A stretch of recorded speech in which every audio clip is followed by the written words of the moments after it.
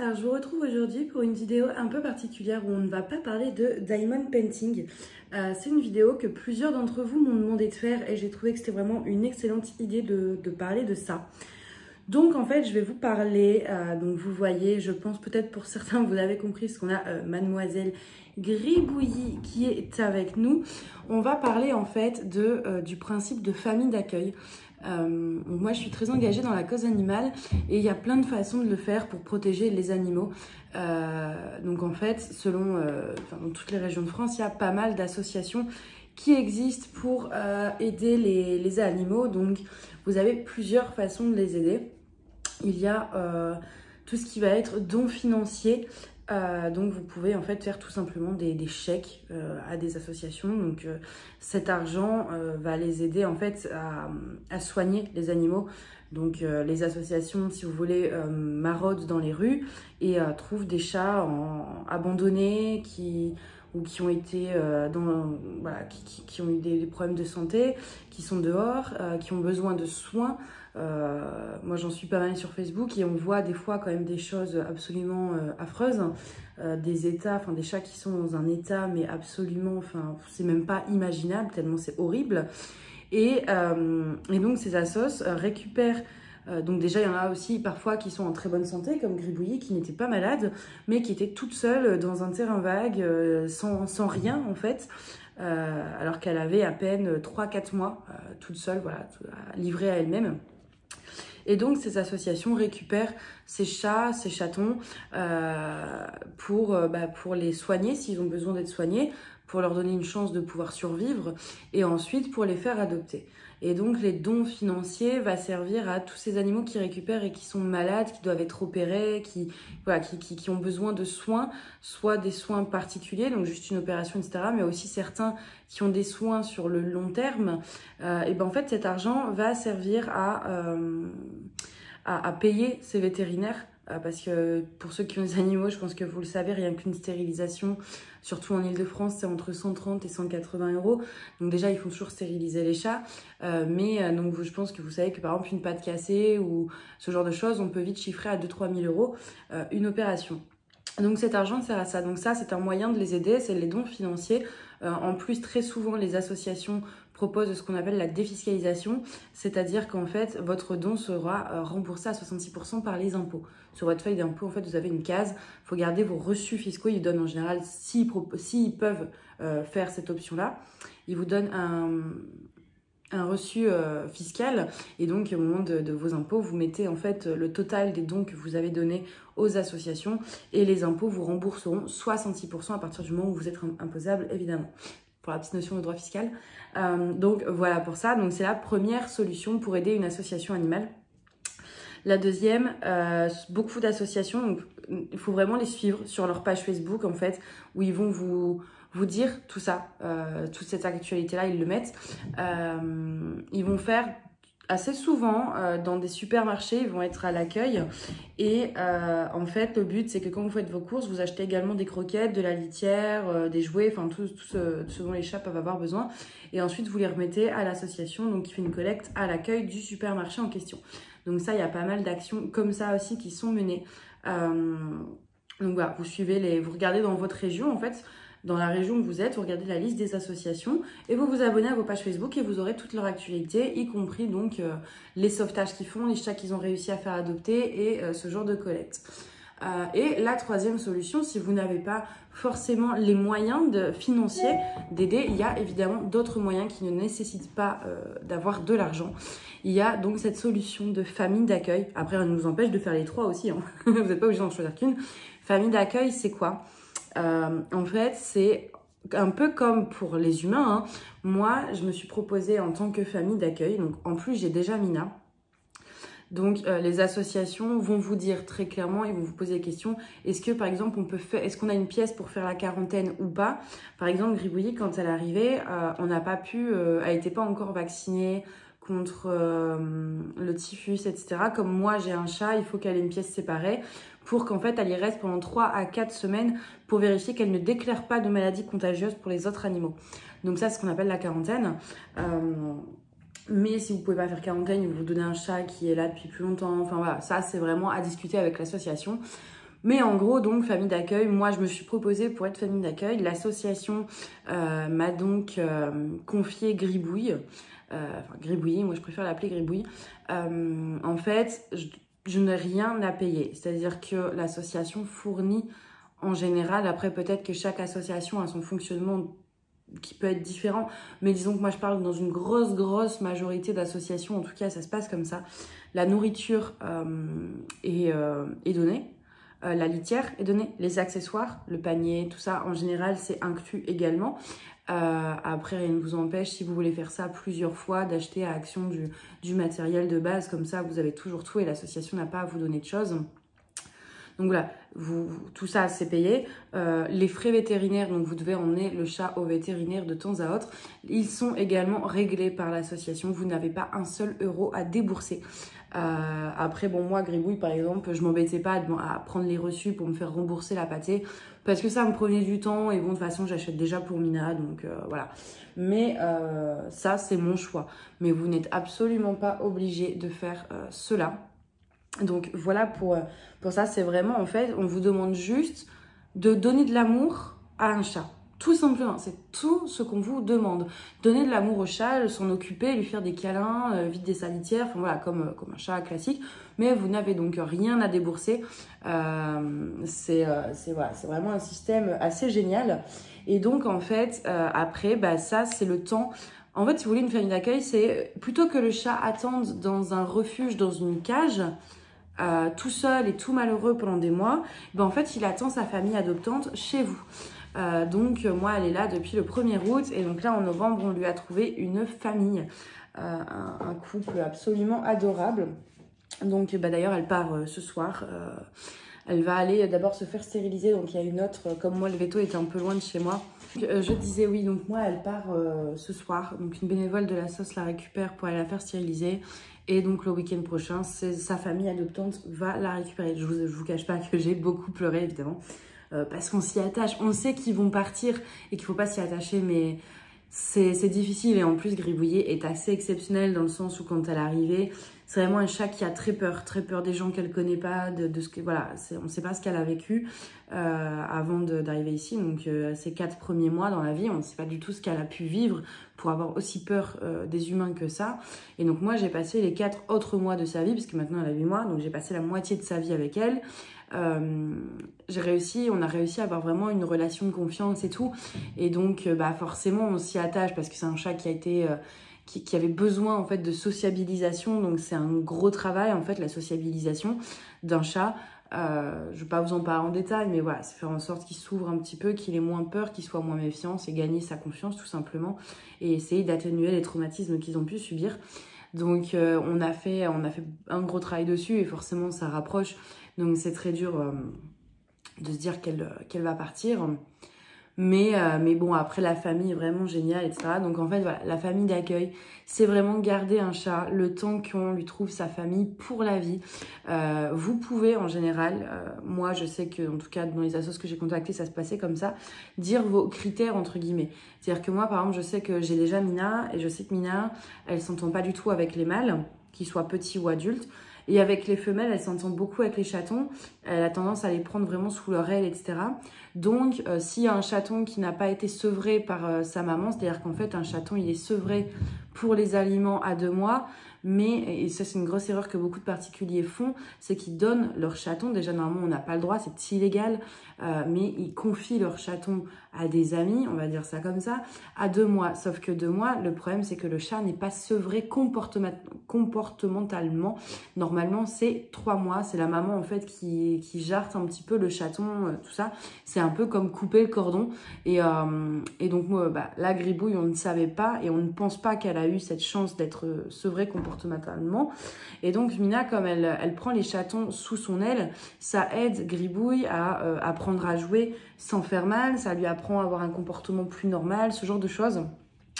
Donc voilà, moi comme j'avais une chatte qui avait ce genre de caractère, qui ne s'entendait pas avec les Maïtou. Moi j'ai dit je veux une femelle et de préférence en bas âge pour que ça passe avec Mina. Mais vous pouvez très bien dire, voilà, moi je voulais aussi, par exemple, je sais qu'il y a aussi des chats qui nécessitent qui ont besoin par exemple de piqûres pour le diabète, de traitements particuliers. Moi je m'en sentais pas capable vu que déjà à la vue d'une aiguille je suis pas bien, donc je me voyais vraiment pas faire une piqûre à un chat. Mais ça c'est propre à moi, il y a beaucoup de gens qui sont capables de le faire. Mais voilà, vous pouvez dire, moi je veux pas un chat à qui il faut administrer des piqûres parce que j'y arrive pas, parce que voilà, vous pouvez en fait un peu dire ce que vous pouvez faire et ce que vous ne pouvez pas faire. Voilà. Et donc on va vous donner un chaton ou un chat qui correspond un petit peu à ce que vous pouvez supporter, entre guillemets. Donc voilà, c'est super important le contact avec les assos pour ça. Et après, vous restez toujours en contact avec l'assos pour voir si le chat est prêt à l'adoption, pour la visite, parce que du coup, les adoptants, les potentiels adoptants, parce que des fois, il arrive qu'il y en ait plusieurs, il faut avant, les assos font vraiment bien les choses, on va pas aller filer un chat au premier venu, ça se passe pas comme ça. Donc en fait c'est sur dossier, c'est vraiment assez strict, mais c'est sur dossier, les gens qui sont intéressés remplissent un document et en fonction des critères que l'association recherche, ils vont être sélectionnés et ensuite avant d'adopter, ils doivent donc dans la famille d'accueil, donc ici pour Gribouille c'est chez moi, ils viennent en fait chez moi et ils rendent visite à Gribouille, voir si est-ce que ça passe toujours, est-ce que le coup de cœur est aussi fort que sur la photo, enfin ce genre de choses. Donc ils sont venus, donc nous on avait un couple, là il y avait un couple intéressé, donc j'ai eu qu'une visite à organiser, mais il se peut qu'il y en ait plusieurs. C'est les seules obligations que vous ayez en fait, et puis évidemment donner de l'amour à ces petites frimousses. Mais ça bizarrement c'est le truc le moins compliqué. Leur donner de l'amour, du temps et s'occuper d'eux, c'est très facile, ça se fait tout seul. Et donc voilà pour ce qui est des familles d'accueil. N'hésitez pas si vous avez des questions supplémentaires. Je ne sais pas si j'ai fait le tour. J'ai essayé en tout cas de penser au plus de choses possibles, mais il se peut que j'ai oublié des choses. Donc si jamais vous avez la moindre question, n'hésitez pas en commentaire ou par mail si ça vous intéresse. Moi je me ferai vraiment un grand plaisir de vous répondre. Autre obligation également, c'est à vous, même si vous n'avez pas payé, c'est quand même à vous de les emmener au vétérinaire. Là c'était le problème qui se posait, parce que vétérinaire partenaire, parce qu'en fait ils ont des partenariats avec les cliniques pour avoir des prix au rabais. Moi c'était vraiment trop loin de chez moi, c'est à Corbeil-Essonnes et c'est là où le siège d'ailleurs de l'association se situe également. Et moi, rien qu'en Uber, ça me coûtait plus de 200 € pour y aller. En voiture, enfin ça fait 3 heures de route quasiment. En métro, j'en ai pour 3 heures aussi. Enfin, et puis avec elle, je voulais pas prendre le métro. Donc c'était un peu trop compliqué. C'est pour ça que là, c'est une autre bénévole de l'association qui la récupère pour aller la faire stériliser et lui faire également son certificat de bonne santé, parce qu'on ne cède pas un chat à l'adoption sans certificat de bonne santé. Donc elle est déjà identifiée tout ça, mais elle n'avait pas son certificat de bonne santé. Donc la bénévole de la SOS va faire ça, et puis après, quand elle sera remise de sa stérilisation, sa famille adoptante pour la vie va venir la récupérer. Donc voilà, je pense que vraiment j'ai essayé de dire le plus de choses possible pour vous expliquer en détail en quoi ça consiste et aussi en quoi c'est assez génial, même si voilà, là c'est très dur de la laisser partir. Enfin en fait c'est plus, moi forcément elle va me manquer, mais j'ai plus peur de ce que elle va ressentir, surtout que c'est un chat qui est quand même vite traumatisé. Là ce week-end je suis partie en week-end et donc j'ai une amie qui est venue chez moi dormir, vivre dans mon appart pour garder les deux fauves là, et en fait Gribouille est restée cachée tout du long, et dès que je suis arrivée elle est ressortie. Qu'est-ce que tu me fais? Elle change de sens. Elle est ressortie, enfin voilà, c'est un chat qui s'est beaucoup attaché à moi parce que j'étais le seul humain qu'elle ait connu entre guillemets, et elle a très peur des autres, et donc j'ai plus peur qu'en fait elle croit que je l'abandonne. Donc j'ai plus peur de ce que elle va ressentir en fait. Donc c'est vrai que c'est la partie la plus difficile, mais en même temps il y a aussi le côté assez exceptionnel où on se dit on vient de lui sauver la vie.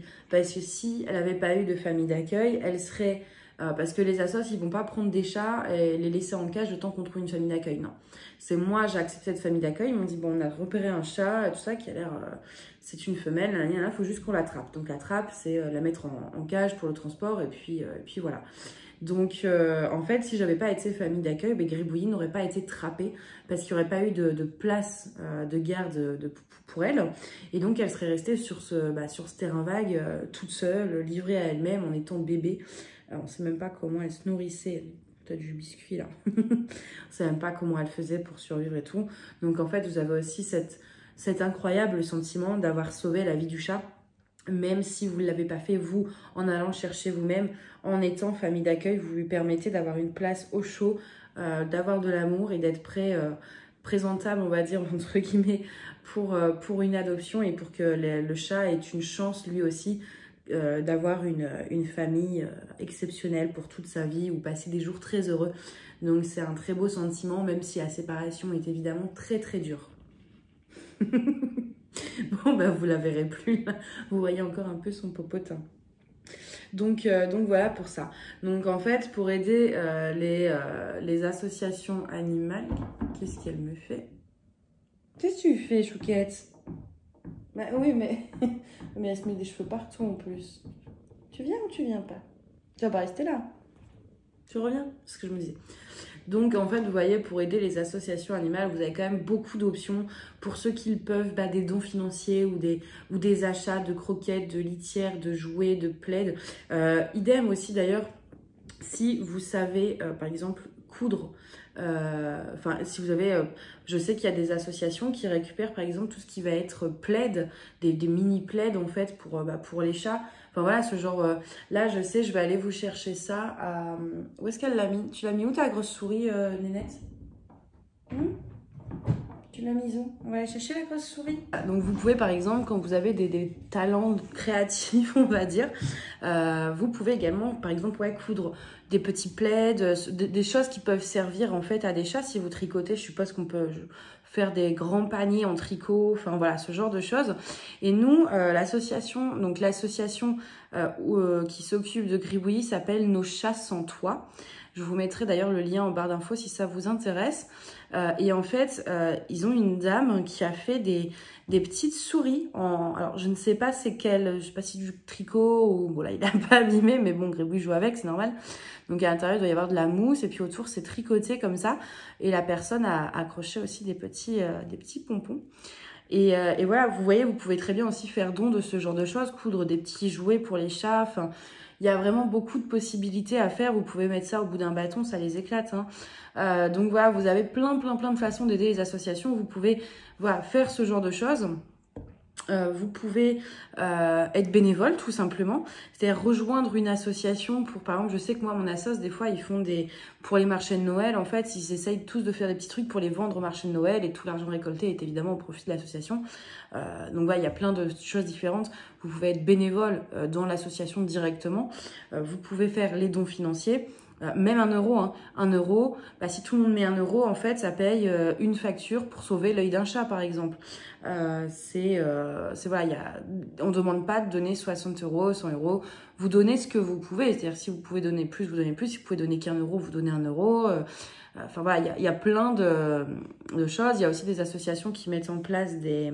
Tu veux jouer avec ça? Qui mettent en place également des paiements, genre 1 euro tous les mois, un genre d'abonnement, ce genre de choses. Enfin voilà, chaque association a ses façons différentes de procéder. C'est pour ça, n'hésitez pas à aller sur Facebook, chercher les associations de votre région. Moi, j'en connais plusieurs en Île-de-France qui sont donc un peu partout en banlieue parisienne. Moi, par exemple, la mienne est à Corbeil-Essonnes. Je sais qu'il y en a vers Montreuil. Enfin, il y en a un peu partout. Je pourrais vous donner, si ça vous intéresse et que vous êtes en Île-de-France, la liste en tout cas des associations que je connais. Ou sinon, vous avez également le groupe Facebook Wanted Community Animaux, qui donc en fait, si vous mettez un petit post dessus avec toutes les associations, bonjour, j'aimerais savoir s'il y a des associations en Île-de-France, sur Bordeaux, etc. Ils vous répondront avec plaisir avec la liste des associations. Mais en général, tout se passe sur Facebook. Donc, vous pouvez trouver des associations dans votre région, au plus proche de chez vous, pour aider de plusieurs façons. Donc, le bénévolat, les dons financiers, les collectes aux abords des supermarchés quand ils réclament des dons de croquettes, etc. Faire tout simplement, des petits paniers, des petites couvertures, des petits jouets, si vous savez coudre, pour les chats. Et évidemment donc être famille d'accueil qui ne vous demande que un peu de temps et beaucoup d'amour et beaucoup de courage aussi pour les laisser partir. Sachez d'ailleurs que quand vous êtes famille d'accueil, vous êtes prioritaire en général pour adopter le chat que vous gardez. Vous allez me dire, mais si tu veux pas laisser partir, pourquoi tu ne l'as pas adopté? À l'époque, en fait, elle ne s'entendait pas du tout avec Mina. Et Mina, on était malheureuse, elle avait été un peu blessée et je voulais pas prendre de risques pour Mina. Et en fait, maintenant, les deux vont beaucoup mieux, s'entendent beaucoup mieux. Mais maintenant, il est trop tard vu que la famille, on leur a déjà dit oui et tout. Donc, on ne peut pas revenir là-dessus, ce serait horrible. Donc, il est trop tard. J'aurais dû dire oui il y a 2 mois, sauf qu'il y a 2 mois. Elles s'entendaient vraiment pas, ça faisait déjà 2 mois qu'elles se connaissaient, il n'y avait aucun progrès, etc. Donc ça a été très compliqué d'imaginer qu'un jour elles arriveraient à s'entendre en fait. Donc pour moi, je pouvais pas prendre le risque de dire oui et puis que si ça s'améliore pas, Mina soit malheureuse toute sa vie, Gribouille soit enfermée dans une autre pièce parce qu'elle fait mal à Mina. C'était pas faisable. Et donc voilà pourquoi je l'ai pas adoptée. Et puis maintenant que je sais qu'elles s'entendent bien, ça fait pas longtemps, hein, ça fait 2-3 semaines où vraiment ça s'est tassé et c'est pas l'amour fou, mais ça se passe plutôt bien, quoi. Ça fait que 2-3 semaines, mais il était déjà trop tard. Donc voilà pourquoi je ne l'ai pas adopté. Mais en tout cas, vous pouvez en général être prioritaire pour l'adoption du chat en étant famille d'accueil également. Si vraiment vous avez un coup de foudre monumental. Et donc, vous pouvez le faire plusieurs fois. Moi, je l'ai fait là à Gribouillir. Rien ne m'empêche de reprendre un chat tout de suite après. Enfin voilà, c'est une aide très précieuse pour les associations. Faut évidemment pas laisser sortir les chats, hein. On fait attention. Si on a un jardin, on sécurise le jardin. Les fenêtres, on les ouvre pas. Ou alors on met des filets de protection. De toute façon, c'est des critères. Nous, je sais que pour l'adoption, sans filet de protection ou jardin sécurisé, on ne laisse pas la famille adopter. On voit l'association récupère beaucoup de chats qui tombent des fenêtres. Parce que oui, le chat n'a pas conscience du danger, n'a pas conscience de la hauteur. Et donc, il tombe. En ville en tout cas, et à la campagne, ça se fait écraser, ça dort dans les moteurs de voiture et ça se fait... Voilà, donc c'est pour ça qu'ils demandent la sécurisation. Donc évidemment, moi j'ai pas mes fenêtres sécurisées, mais j'ai des volets qui sont toujours fermés dans les pièces où j'ouvre les fenêtres, comme ça, c'est-à-dire que si la fenêtre elle est ouverte, elle peut pas sortir vu qu'il y a le volet. Et puis je fais très très attention, c'est-à-dire que voilà, j'ouvre jamais une fenêtre s'il y a les chats dans la pièce. Ou si elles ont accès à la pièce, quoi. Voilà, c'est tout des petits trucs. C'est vrai que ça demande un peu d'organisation, mais faut juste faire attention, en fait, comme avec un enfant, ni plus ni moins. Et puis c'est tout, et ça vous coûte rien. Et ça peut être aussi pour des personnes qui se disent « Ah, j'aimerais bien un chat, mais en même temps, je suis pas sûre, est-ce que... » Parce que bon, faut pas oublier que quand on adopte un chat, c'est quand même pour entre 15 et 25 ans. La moyenne, en général, c'est 20 ans, 22 ans pour un chat. C'est quand même très long. Et donc, des fois, on se pose beaucoup de questions. Est-ce que je vais aimer avoir un chat? Est-ce que ça va bien se passer? Voilà, il y a plein de questions qui se posent. Et être famille d'accueil, l'avantage aussi, si vous avez des doutes, ça vous permet de recueillir un chat, de sauver la vie d'un chat, d'aider une association et en même temps de voir si effectivement votre vie est mieux avec un chat ou si c'est plus compliqué, que vous n'y arrivez pas, que vous bossez trop, que vous partez trop souvent en vacances, ce genre de choses. Donc ça peut être aussi un test plutôt sympa pour être sûr de ce que vous voulez. Et puis ouais, ça sauve la vie d'un chat, quoi. Donc voilà.